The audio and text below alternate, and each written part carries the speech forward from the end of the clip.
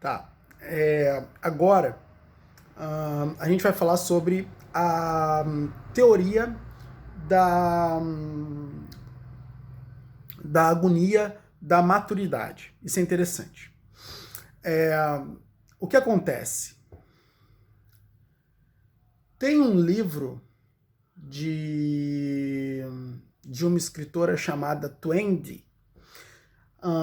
Inclusive é um livro que eu não sei se tem na versão português, eu acho que ele é só em inglês, chamado Aidin. O que basicamente é Aidin? Aidin é o jovem da geração tecnológica, a geração iPhone, iPod e encerrada a geração Coca-Cola, veio a geração Aidin. Né? Então, o que acontece? Essa geração, ela é uma geração que ela já não está tendo o mesmo comportamento, o mesmo modo de criação do que a geração passada. A geração passada, ela tinha que desenvolver um pouco mais de ousadia, ela tinha que resolver mais os seus próprios problemas. Hoje, o que acontece com a geração Aidin? Os pais estão resolvendo os problemas dos filhos, entende? Então é basicamente o pai, ele toma a frente dos problemas e não permite com que o filho ele desenvolva aquela determinada ousadia para que ele possa resolver os seus próprios problemas. Então, está ocorrendo meio que isso hoje nas situações. E o que está acontecendo? Está acontecendo que o jovem ele não está mais desenvolvendo uma certa capacidade de se antever, né? Ou seja, ele não está mais tendo aquela capacidade de tomar a iniciativa e resolver o seu problema por ele mesmo. Entende? Então, o que vai acontecer? Esses jovens eles vão ter cada vez mais dificuldades de assumir riscos, eles vão ter cada vez mais dificuldades por exemplo, promover negócios, eles vão ter cada vez menos dificuldade de executar determinadas tarefas que exigem um pouco mais de ousadia e um pouco mais de coragem.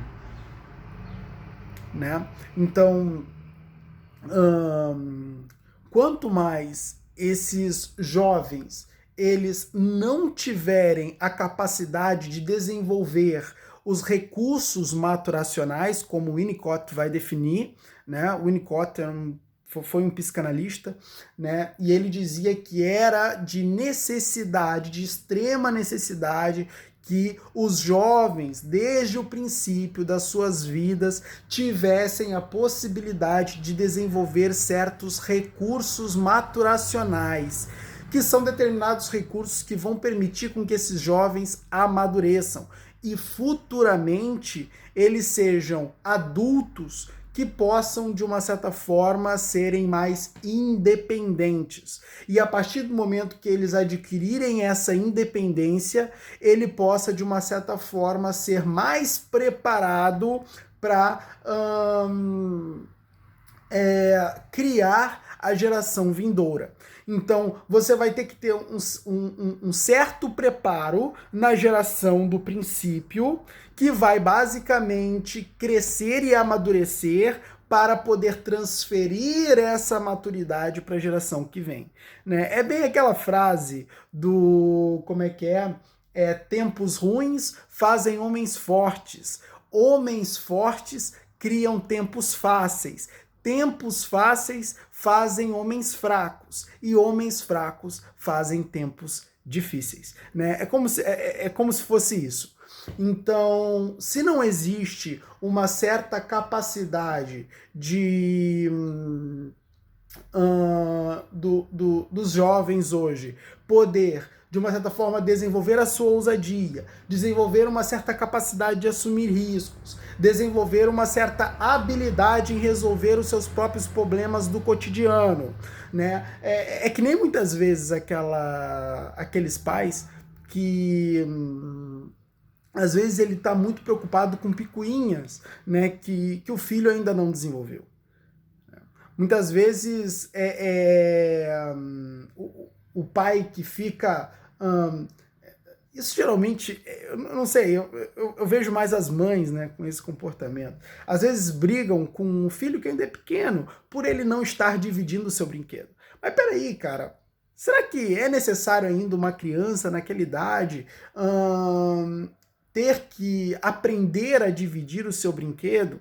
Calma, deixa que essas cobranças, né, elas sejam mais aprendidas futuramente com a vida. Porque ali, naquele momento, você vai tentar obrigar uma criança a dividir o brinquedo, e a realidade é que muitas vezes a criança ela tende a se rebelar com determinadas ações que os pais executam. E muitas vezes, quando eles são chatos, eles não conseguem desenvolver a possibilidade da criança aprender. Porque a criança ela não vai querer aprender nada com uma pessoa chata. Uma pessoa chata é uma pessoa que você quer distância. E a criança, basicamente, quando ela entende que uma pessoa é chata, ela cria repulsas.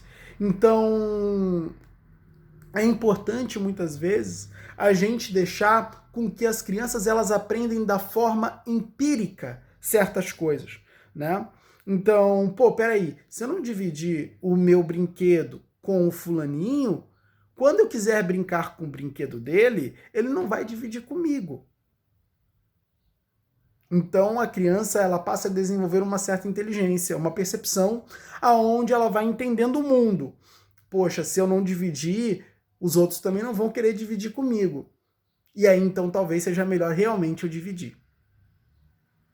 A gente precisa dar essa possibilidade, esse campo para a criança, para que ela, de uma certa forma, dentro desse campo, ela comece a entender o mundo de uma certa forma. Ela começa a entender o mundo e ela começa a se comportar à medida que ela vai compreendendo as coisas que se passam na realidade.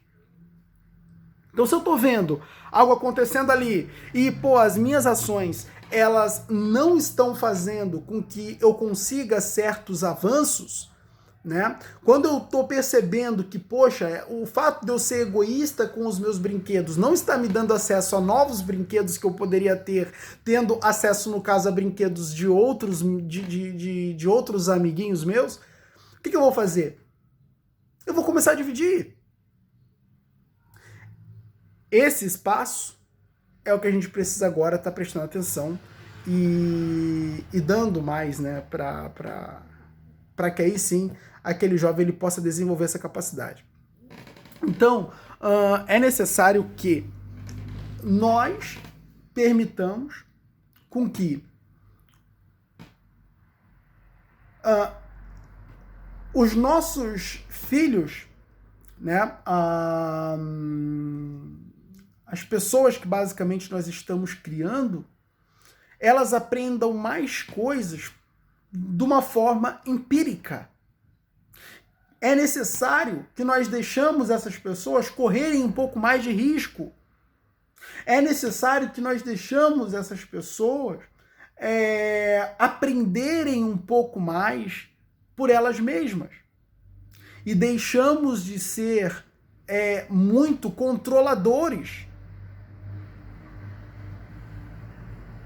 Entende?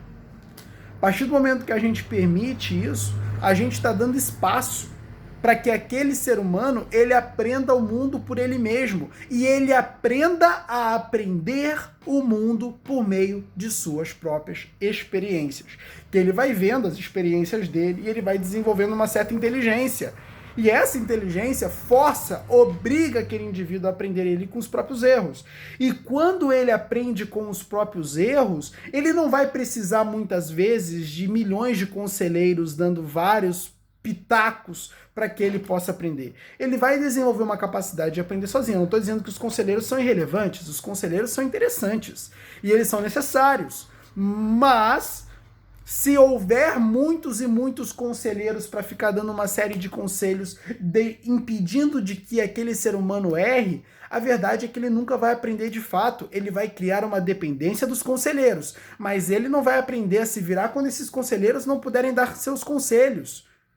Então, é necessário que ele desenvolva autonomia e é necessário que nós permitamos com que eles desenvolvam as suas autonomias, dando autonomia para eles.